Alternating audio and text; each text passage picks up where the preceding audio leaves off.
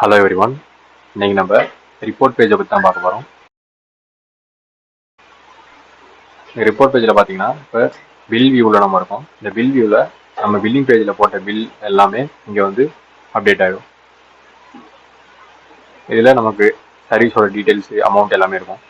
இப்போது இந்த சர்வீஸோட காலமை கிளிக் பண்ணிங்க அப்படின்னா அந்த காலம் கீழே என்னென்ன சர்வீஸ் இருக்குது அதோட டீட்டெயில்ஸ் எல்லாமே இங்கே டீட்டெயில்டாக எக்ஸ்பாண்ட் ஆகி காமிக்கும். இப்போ பெய்ட் அமௌண்ட் பார்த்தீங்கன்னா 0 இருக்கு. எதனாலனா கஸ்டமர் வந்து எந்த அமௌண்ட்டுமே பே பண்ணியிருக்க மாட்டாங்க, எல்லாமே கிரெடிட்ல வந்துருக்கும்.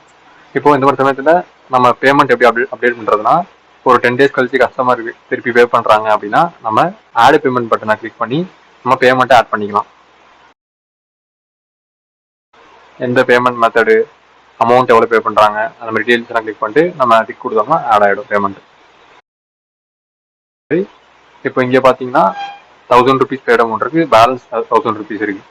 இப்போ இதுலேயும் நீங்கள் அதே மாதிரி ஆட் பேமெண்ட் கொடுத்து ஆட் பண்ணிக்கலாம். இல்லை எக்ஸிஸ்டிங் அமௌண்ட்டே நம்ம எடிட் பண்ண வேண்டியது இருக்கு, இதுலேயே நான் எடிட் பண்ணிக்கிறேன் அப்படின்னாலும் எடிட் பண்ணிக்கலாம். ரீஃபண்ட் எதுவும் ஆட் பண்ணணும், கஸ்டமருக்கு ரீஃபண்ட் பண்ண அமௌண்ட் அப்படின்னா ஆட் ரீஃபண்ட் பட்டனை கிளிக் பண்ணி நம்ம ரீஃபண்ட் பண்ணிடலாம் அமௌண்ட்.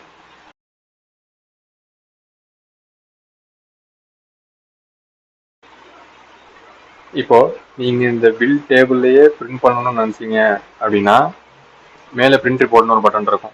அது கீழே ஒரு செக் பாக்ஸ் இருக்கும், இன்க்ளூட் பில் ஐட்டம்ஸ் அண்ட் பேமெண்ட்ஸ்னு. அதை கிளிக் பண்ணிட்டு பிரிண்ட் கொடுத்தீங்கன்னா உங்களுக்கு ப்ராடக்டோட எக்ஸ்பான்ஷனு அதுக்கப்புறம் பேமெண்ட்டோட எக்ஸ்பான்ஷன் ரெண்டுமே சேர்த்து பிரிண்ட் ஆகும். அதை எடுத்து விட்டீங்க அப்படின்னா வெறும் அந்த பில் சம்மரி மட்டும் பிரிண்ட் ஆகும். இங்கே பார்த்தீங்கன்னா உங்களுக்கு தெரியும், ஒவ்வொரு பில்லோட எல்லா டீட்டெயில்ஸும் வரும். மேலே பில் சம்மரி இருக்குது, கீழே வந்து சர்வீஸோட நேமு, அதுக்கப்புறம் பேமெண்ட் மெத்தடோட டீட்டெயில்ஸ். இப்போது இந்த பில்லோட இன்வாய்ஸை பார்க்கணும்னு நினச்சிங்கன்னா இந்த பில் நம்பரை கிளிக் பண்ணிங்கன்னா உங்களுக்கு பாப்பப் ஆகிடும். அந்த இன்வாய்ஸை நீங்கள் டவுன்லோடும் அது பிரிண்ட்டோ எடுத்துக்கலாம்.